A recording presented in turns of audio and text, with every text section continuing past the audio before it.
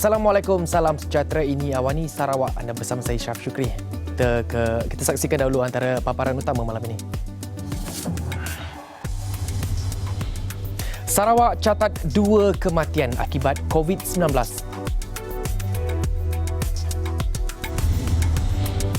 Masyarakat di Saran beri maklumat jujur.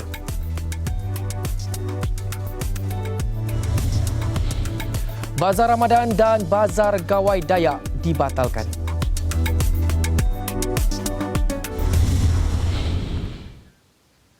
Sarawak hari ini mencatatkan 2 kes kematian dan menjadikan jumlah kematian 12 kes, manakala terdapat 10 kes baru positif COVID-19, menjadikan jumlah bilangan kes di Sarawak sebanyak 264 kes. Daripada 10 kes tersebut, 9 kes dirawat di Hospital Umum Sarawak HUS dan 1 kes dirawat di Hospital Sibu. Pada hari ini juga sebanyak 50 kes baru Person Under Investigation PUI dilaporkan, menjadikan jumlah keseluruhan sebanyak 1,629 kes.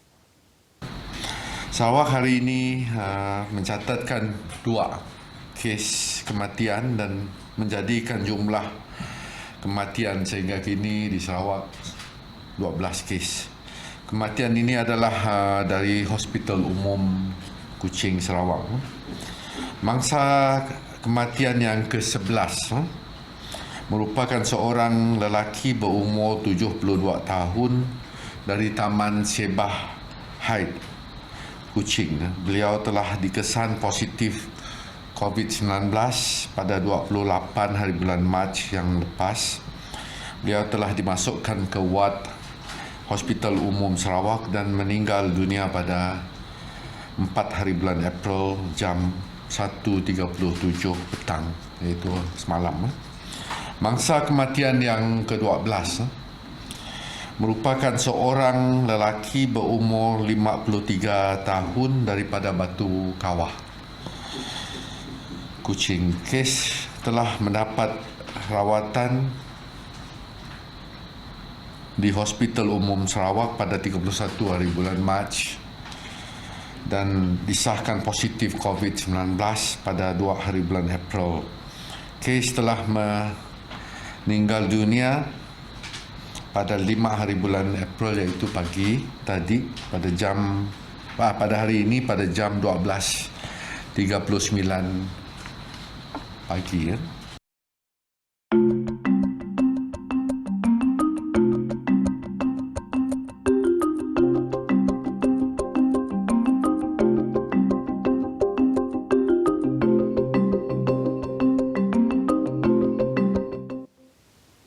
Dalam masa sama, JPBN Negeri Sarawak menerusi mesyuarat jawatankuasanya turut menggariskan 6 langkah pengoperasian semasa Perintah Kawalan Pergerakan Tahap 2.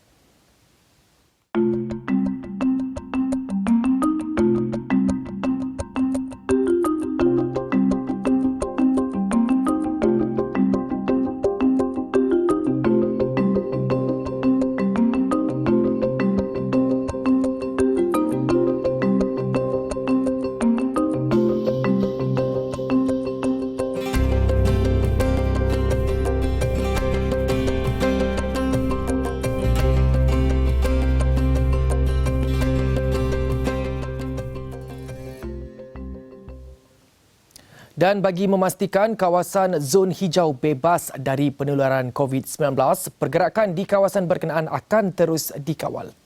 Sebab itulah kawalan-kawalan di tempat-tempat yang hijau, termasuk daerah Asajaya, di mana kawasan saya, daerah Asajaya dianggap masih hijau lagi. Pergerakannya semua terhad. Kalau kita hendak keluar daripada daerah ataupun yang memerlukan kelulusan daripada pihak yang berkuasa, iaitu polis. Dalam pada itu, menerusi sidang media oleh Kementerian Kesihatan Malaysia KKM, Ketua Pengarah Kesihatan Datuk Dr. Nur Hisham Abdullah menegaskan adalah penting supaya masyarakat beri maklumat secara jujur sekiranya mempunyai sejarah kontak rapat kes positif COVID-19, sejarah perjalanan ke luar negara atau kehadiran ke perhimpunan yang diumum KKM. Sebagai contoh, daripada hasil siasatan dijalankan, terdapat satu kluster yang wujud daripada kes indeks positif COVID-19 yang mempunyai sejarah perjalanan ke Itali.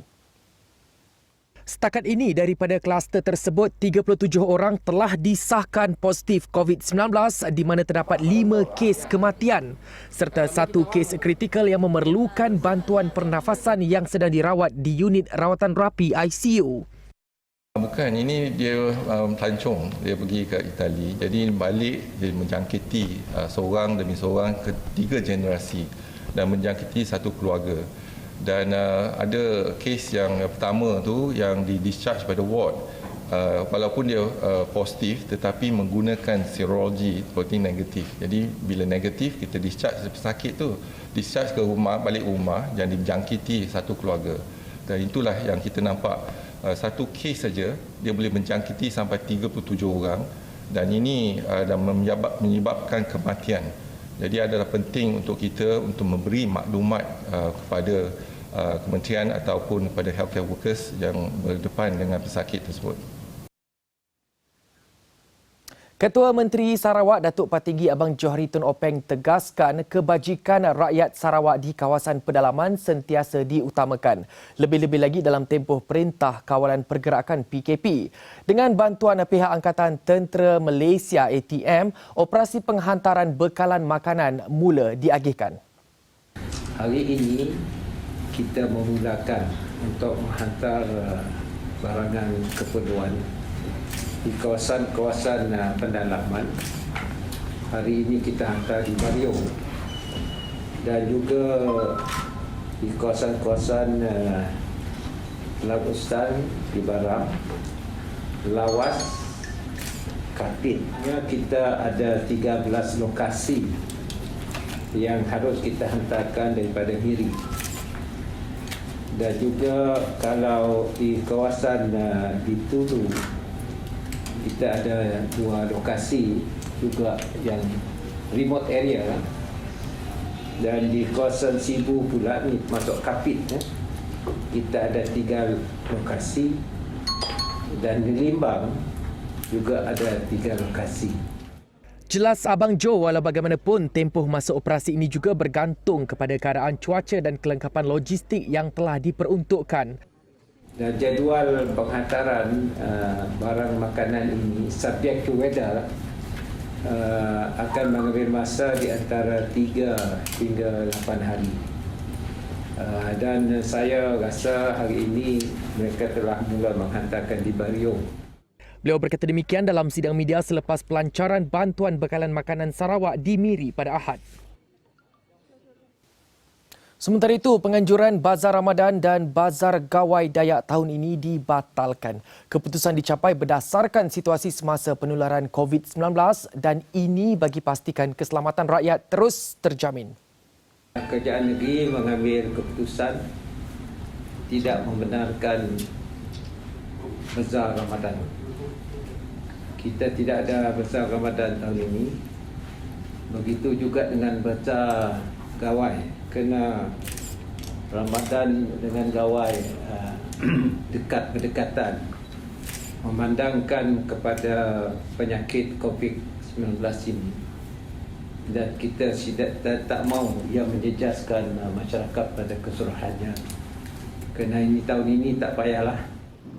Justru Abang Johari sarankan peniaga-peniaga lakukan perniagaan atas talian atau e-bazar. Tambahnya, para peniaga boleh memanfaatkan sepenuhnya hub digital disediakan kerajaan negeri melalui Sarawak Multimedia Authority SMA bagi mempelajari dan menggunakan teknologi perniagaan atas talian.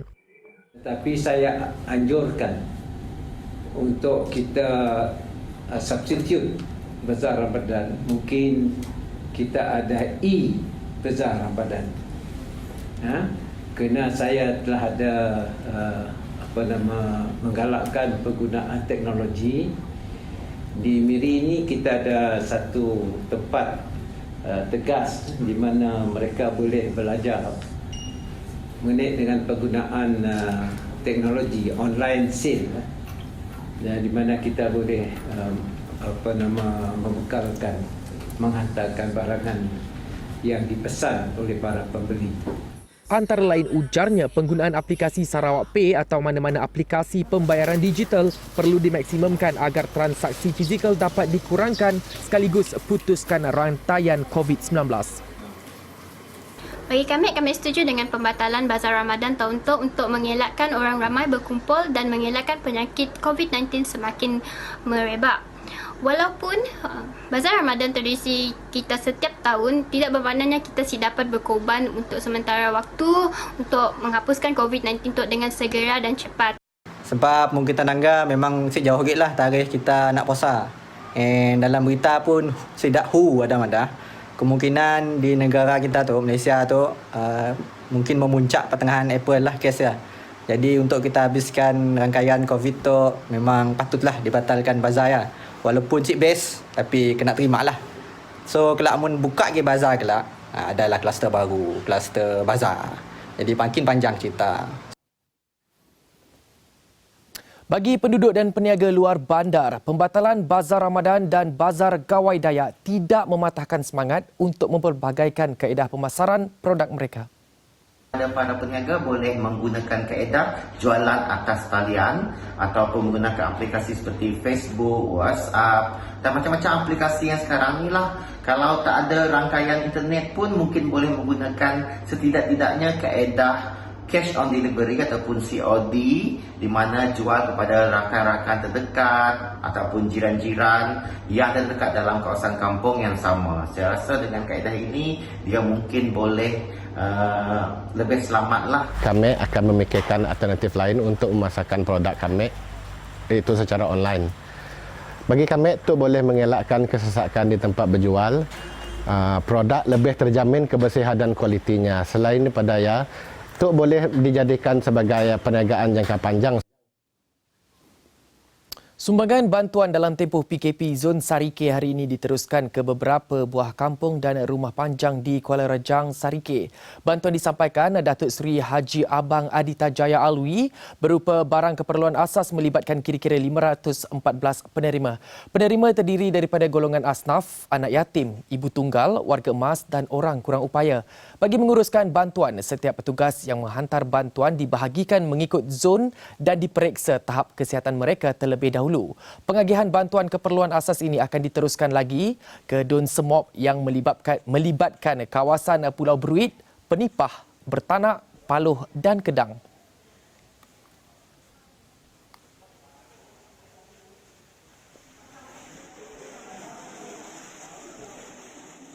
Saya mengharapkan kita di Petrajaya dan di Sarawak khususnya jaga kebersihan masing-masing. Ikut segala garis panduan yang dikeluarkan oleh Kementerian Kesihatan.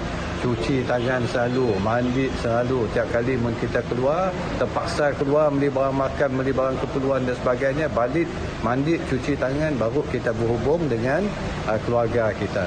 Sebaik-baiknya kurangkanlah pergerakan di luar supaya kita dapat bersama mengekang merebaknya masalah COVID itu. Jadi saya mendoakan supaya kita semua akan sehat, selamat dan kita dapat menyelesaikan masalah merebaknya COVID itu dalam tempoh 14 hari. Baiklah, sekian Awani Sarawak untuk hari ini. Sepanjang tempoh kawalan pergerakan Perintah kawalan pergerakan ini, marilah kita memenuhi atau mematuhi arahan untuk terus kekal di rumah dan tidak perlu untuk keluar. Mari sama-sama kita putuskan rantaian COVID-19. Saya Syaf Syukri, salam hormat.